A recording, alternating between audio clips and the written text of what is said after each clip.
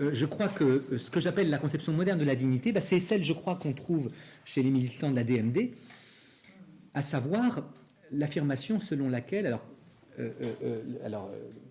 la dignité d'un homme est relative à son degré d'autonomie, de maîtrise et d'indépendance. Trois termes étant allègrement confondus, alors qu'il ne faut pas peut-être confondre ces trois termes, autonomie, indépendance et maîtrise. Mais lisez les textes de ceux qui, au nom de la conception qui se font de la dignité, réclament la légalisation de l'euthanasie selon certains protocoles, et vous rendrez compte que leur propos est le suivant. La dignité d'un homme est relative à son degré de maîtrise, à son degré d'autonomie et à son degré d'indépendance. Et donc, tant qu'on est autonome, tant qu'on est indépendant, tant qu'on est maître de soi comme de l'univers, de sa parole et de ses sphincters, de ses gestes et de ses effets, on est digne. Mais si quelque maladie vous fait perdre vos maîtrises, votre indépendance vous rendant dépendant, votre autonomie vous rendant hétéronome, alors là, vous allez affirmer que vous perdez votre dignité. Et pourquoi appeler cette conception-là moderne? La conception moderne, c'est la conception qui donne comme synonyme de dignité autonomie, indépendance, maîtrise. Eh bien parce que pour nous autres philosophes, la modernité, ça commence avec Descartes, et que Descartes, c'est le philosophe qui a demandé à ce que l'homme devienne comme maître et possesseur de la nature. Dans le discours de la méthode, Descartes dit qu'au lieu de cette philosophie spéculative qu'on enseigne dans les écoles, on en peut trouver une pratique, philosophie pratique, par laquelle, connaissant la force et les actions du feu et d'autres éléments de la nature tout autant que nos artisans connaissent leurs machines, nous pourrions nous rendre comme maîtres et possesseurs de la nature, ce qui n'est pas seulement à souhaiter pour l'invention de toute une série d'artifices qui fait qu'on jouirait sans peine des biens de ce monde, mais surtout pour la conservation de la santé, qui est le premier, et pour insérer la condition de tous les autres biens en cette vie. Du Descartes à 8h15, c'est difficile, mais que retenir de cette formule qui, à mon avis, a changé la face du monde? C'est l'Occident qui s'inaugure dans cette formule-là. Il faut que nous nous rendions comme maîtres et possesseurs de la nature pour la conservation de la santé, qui est le premier et la condition de tous les autres biens en cette vie. Voilà ce qu'écrit Descartes. Il faut que nous nous rendions comme maîtres et possesseurs de la nature. Mais pourquoi? D'abord pour la conservation de la santé. Et que dit Descartes au sujet de la santé? Quel est le premier et pour ainsi dire la condition de tous les autres biens en cette vie? Ça, c'est Descartes. Un homme du Moyen-Âge ne se serait jamais conçu comme maître et possesseur de la nature. C'est Dieu qui est maître et possesseur de la nature. Un homme africain ou asiatique est une partie du monde et non pas un être qui se l'objective, qui se la donne à lui-même, voyez. Et alors Descartes est pour nous le fondateur de la modernité, à ceci près que Descartes n'a jamais dit que l'homme devait devenir maître et possesseur de la nature. Il dit comme maître et possesseur. Et que Descartes n'a jamais dit que la santé c'était le premier et la condition de tous les biens. Il dit que c'est le premier et la condition de tous les biens en cette vie. Autrement dit, Descartes reste chrétien, et pour Descartes, le vrai maître et le vrai possesseur de la nature, c'est Dieu, et non pas l'homme. Nous, on est comme maître et possesseur, et Descartes reste chrétien parce que pour Descartes, le salut est plus important que la santé. C'est dans cette vie-là que la santé est le premier et la condition de tous les autres biens. Mais pour Descartes, il y a peut-être une autre vie, où le salut est plus important que la santé. Mais alors nous avons caricaturé Descartes, c'est ça la modernité ou l'hypermodernité, et résultat, nous autres aujourd'hui, nous pensons que nous devons être maîtres et possesseurs de la nature pour la conservation de la santé, qui est le premier et la condition de tous les biens. Point. Et moi je dirais que ça a fait beaucoup de bien, parce que grâce à Descartes, grâce à cet idéal d'un homme qui se rend maître et possesseur de la nature, eh bien, il est rare que l'homme occidental ait froid, il est rare que l'homme occidental ait faim, il est rare que l'homme occidental ait mal. Si je dis que c'est rare, ça veut dire que je sais que ça existe. Il y a des hommes qui ont froid en Occident en ce moment, il y a des hommes qui ont faim en Occident en ce moment, il y a des hommes qui ont mal en Occident en ce moment. Mais c'est infiniment plus rare qu'au Moyen-Âge. La dernière fois que vous avez eu froid, c'est quand? C'est quand la chaudière est tombée en panne et que M. Leleu était en vacances.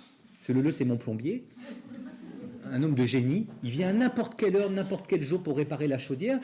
Alors il me coûte cher en whisky après, parce qu'après je dis, monsieur Leleu, c'est pas de refus. Voilà la dernière fois que j'ai eu froid, quand la chaudière est tombée en panne et que monsieur Leleu était en vacances, et puis que les autres plombiers m'ont envoyé balader, n'ont même pas répondu. La dernière fois que vous avez eu faim, c'est quand vous n'avez pas eu le temps d'acheter un sandwich, vous êtes précipité dans le TGV, et puis que le bar était fermé. Ah là, vous avez eu faim.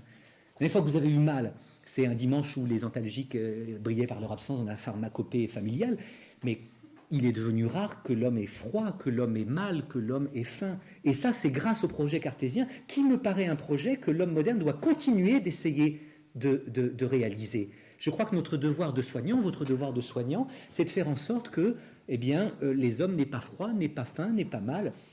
Et c'est ça, veiller sur leur dignité aussi. J'espère même que ça va continuer, que bientôt un savant à blouse blanche dira « ça y est, je suis maître et possesseur du virus VIH ou HIV ». Je crois qu'il le maîtrise beaucoup mieux qu'avant. Depuis la trithérapie, etc. Mais quand même, il ne maîtrise pas complètement. J'espère que bientôt, un savant à blouse blanche, pour parler d'une maladie qui me touche de près et même de très près, dira « ça y est, je suis maître et possesseur de cette maladie neurodégénérative qu'on nomme la sclérose en plaques ». Donc, incontestablement, votre devoir, c'est d'essayer de faire en sorte que l'homme reste autonome, maître, indépendant, le plus longtemps possible. Mais en même temps, il faut admettre que peut-être que nous avons rendez-vous en fin de vie, par exemple, avec des moments où nous perdrons nos autonomies, nos indépendances et nos maîtrises. Et je trouve très grave le fait de réinventer le dignitomètre, alors que Kant a brisé les dignitomètres inventés par les bourgeois, alors que Kant a dit que tous les hommes étaient dignes de la même dignité, les modernes réinventent des degrés à la dignité. Alors c'est plus la componction un peu bourgeoise, c'est la maîtrise. Et alors il y a des degrés. Et alors si vous êtes maître de vous, de vos sphincters comme de l'univers, là vous êtes digne. Mais si vous perdez ces maîtrises, vous êtes indigne. Si vous êtes autonome et indépendant, vous êtes digne. Mais si vous devenez dépendant, et alors je m'inquiète de cela, d'une réinvention par les modernes de la dignité. Je suis tout à fait d'accord avec eux pour dire qu'il faut faire en sorte que les hommes aient, notamment en fin de vie, des conditions dignes de leur dignité. Parce qu'avoir froid, avoir mal, avoir faim, c'est indigne de la dignité humaine. Donc évidemment que le mieux, c'est d'essayer de faire en sorte que les hommes ne souffrent pas, essayer de maîtriser les maladies, essayer de maîtriser les douleurs, mais en même temps, je crois très dangereux cette corrélation qu'ont fait les modernes entre la dignité et la maîtrise, la dignité et l'indépendance, la dignité et l'autonomie, parce qu'à ce moment-là, on va considérer de nouveau qu'il y a des gens indignes et des gens dignes, et qu'il y a des degrés à la dignité. Voyez ? Alors en matière de dignité, je suis, je l'avoue, canto-relationnel, assez peu bourgeois, assez peu moderne, parfois tenté par le christianisme. Avoir la foi, c'est espérer plus souvent qu'on ne doute, disait saint Augustin. Bon, j'espère plus souvent que je ne doute, surtout après avoir entendu de Jean-Sébastien Bach. Mais il m'arrive parfois de douter plus souvent que je n'espère. Et donc ma conception de la dignité est un mélange de Kant et de Hegel, si on le veut, parce que je m'inquiète de ceux qu'ont en commun, quelles que soient leurs différences, les bourgeois et les modernes, c'est-à-dire une manière de faire passer le postural avant l'ontologique. Ça ne veut pas dire que le postural, ce soit quelque chose à mépriser, mais ce qui est très méprisable, c'est de faire passer le postural avant l'ontologique, et de dire que quelqu'un qui est dans une mauvaise posture n'est plus digne. Ça, c'est terrible. Je ferai toujours passer l'ontologique avant le postural, et je dirais que la dignité ne se perd pas, qu'elle fait partie de l'être même de l'homme, peut-être parce qu'il est fait à l'image semblance de Dieu, surtout parce que la loi morale est présente en lui. Je fais passer l'ontologique avant le postural, mais je dois me soucier du postural, et je dois parfois écouter ce que ces pauvres mains racontent. Alors bien souvent, sous la demande de mort, se cache une demande d'amour. Nous savons que la plupart des demandes d'euthanasie disparaissent une fois les bons antalgiques, les bons analgésiques utilisés. Pas toutes, certes, mais je m'inquiète d'une législation qui, en fait, ferait de la transgression de l'interdit une loi.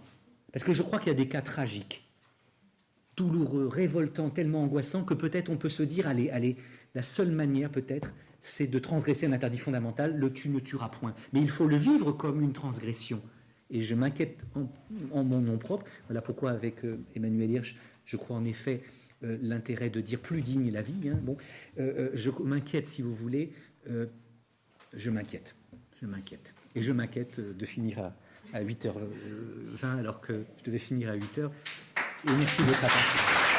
Et si vous voulez bien, je ne dis pas que vous allez revenir, mais si vous revenez au moment du respect, j'essaierai vraiment de tenir l'heure et qu'on puisse discuter un petit peu. Là, je dois malheureusement partir.